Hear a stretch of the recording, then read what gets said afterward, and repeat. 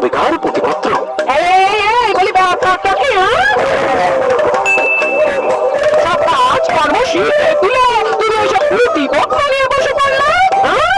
শিকার এমনি পড়লাম গিন্নি, এইসব পুঁথিপত্র নিয়ে এককালে কত চর্চা করেছি। তাই তুমি এখানে বসে বসে পড়তে ছাড়ানোর চেষ্টা করছো? আমি ওই আর কি ছালাই করে নিচ্ছি। তাতে আমার কোন উপকারটা হবে শুনি? সংসার চালানোর জন্য বিদ্যেও দরকার, অর্থও দরকার। যাক, এই কথাটা তাহলে মাথায় আছে। আছে তো, আর আছে বলেই এখন বুঝতে পারছি জীবনে শুধু অর্থ উপার্জনই সব নয় গিন্নি, মানুষের মতো মানুষ হওয়া দরকার। এই বুড়ো বয়সে কি তোমার কথা নেই, বাচ্চা নেই, একেবারে জ্ঞানে ঝুলি ফুলে বসলে।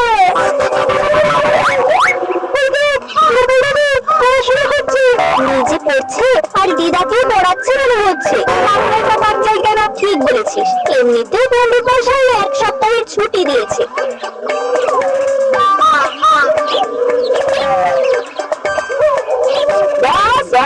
আর কি এটাই বাকি ছিল না?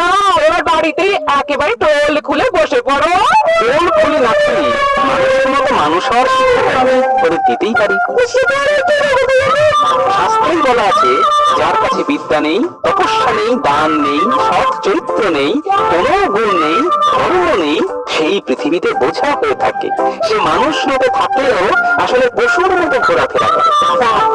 তুমি কত জানো রে গোপাল দাদু? তার ব্যাপারে একটু অহংকার নেই। এবার মনে হচ্ছে বাকি জীবনটা এর জ্ঞান শুনে শুনে পাগল হয়ে যাবো। ও গিন্নি, চললে কোথায়? আরে বাবা, কথায় কথায় লেগে গেলে হবে?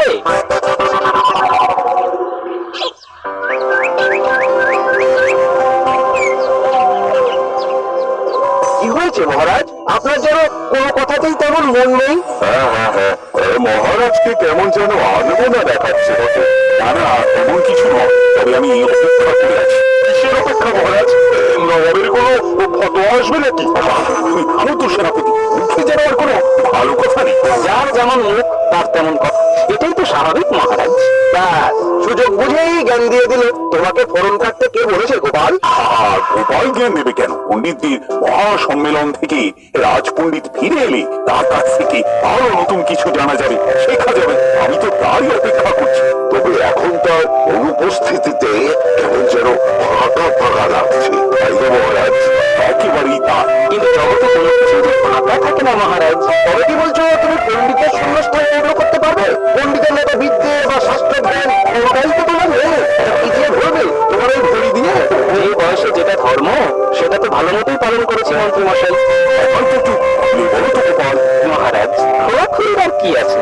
শাস্ত্রেই তো বলা আছে, ব্রহ্মচর্যের সময়ে আমরা যদি বিদ্যা না লাভ করি, গার্হস্থ্যের সময় যদি ফল না লাভ করি, বানপ্রস্থে যাওয়ার সময় যদি কোনো কীর্তি না করতে পারি, তাহলে সন্ন্যাস লাভ করি না। মহারাজ, কি উচ্চ ধারণা গোপাল! তোমার পাণ্ডিত্য দেখে সত্যি মন ভরে যাচ্ছে।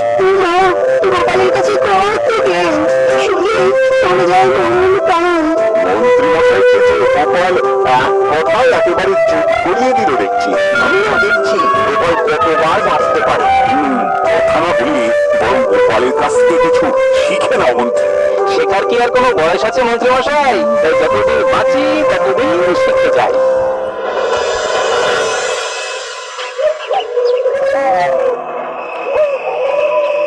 বুঝেছি, সব বুঝে গেছি আমি। সবটাই একেবারে জলের মতো পরিষ্কার। কোনটা কি পরিষ্কার করে বুঝে নিতে এলে তুমি? কি আবার? ওই যে নির্ঘাত 2-4টে সংস্কৃত শ্লোক আর তার টিকা টিপ্পনি হাতের কাছে পেয়েছে, আর সেগুলো পরে এখন লাফালাফি করছে। মুশকিল, আর আবার লাফানো দেখে তুমি। বাবা, ওই যে গোপালে আজ একেবারে তাল বুঝে রাজসভায় জ্ঞানের দোকান খুলে বসলো। এভাবেই হোক, গোপালকে সবার সামনে অপদস্থ করতেই হবে। সেটা সোজা পথে না হলে বাঁকা পথে করতে হবে। কোন পথের কথা বলছেন মন্ত্রী মশাই? এই তো ভালো সময় হারিয়ে হয়েছিস তোরা। তোরা তো আমার ডাল হাত আর মহারাজ। আপনি বললেন আমরাই যাবো। যেখানে যাবেন সেখানেই যাবো। বুঝতে পেরেছি, তোদের এখনো ধরে ধরে সব শিখিয়ে পড়িয়ে নিতে হবে। এই যে আমরা চলে এসেছি দাদু। আমরা কিন্তু আমাদের আরো বন্ধু বান্ধবদের সঙ্গে করে নিয়ে এসেছি। সবাই মিলে সাথে তোমার কাছে কাজ করবো। বাহ বাহ, বেশ বেশ বেশ, এটাই তো চাই। এইভাবে এই বিদ্যাকে জনে জনে ছড়িয়ে দিতে হবে। সবার জন্য শিক্ষা, সবার মতো করে শিক্ষা। এই তো যেমন চাইছিল তেমনটাই হলো। রাজসভায় যাওয়ার বদলে বাড়িতেই তোল খুলে বসে গেলে। তাই যদি হয় তবে মন্দটা কি? তোমারে মন্দ কি গো? এটা সবাই ধর্ণা করে গুরু গোপাল বলবে না। গুরু হওয়া কি আর অত সহজ কাজ গিন্নি? তবে শেখাতেই যদি হয় তবে আমি বাচ্চাদের পড়াশোনার আগে ভালো আচার ব্যবহার শেখাবো। আমরা শিখবো গোপাল দাদু। হ্যাঁ হ্যাঁ, শিখতে তো হবেই। কারণ কথাতেই আছে, বিদেশে জ্ঞানই ধন দৌলত, কঠিন সময়ে বুদ্ধি ধন। পরলোকে ধন হলো ধর্ম, আর সৎ চরিত্র সর্বত্রই মানুষের সম্পদ। তোমার এই কথায় আমি আওড়া করতে আমি অতিষ্ঠ হয়ে যাচ্ছি। কোন গুরু যেমন শিষ্য কে জানে? সবই আমার কপাল, কপাল গো কপাল। আর আমি গোপাল।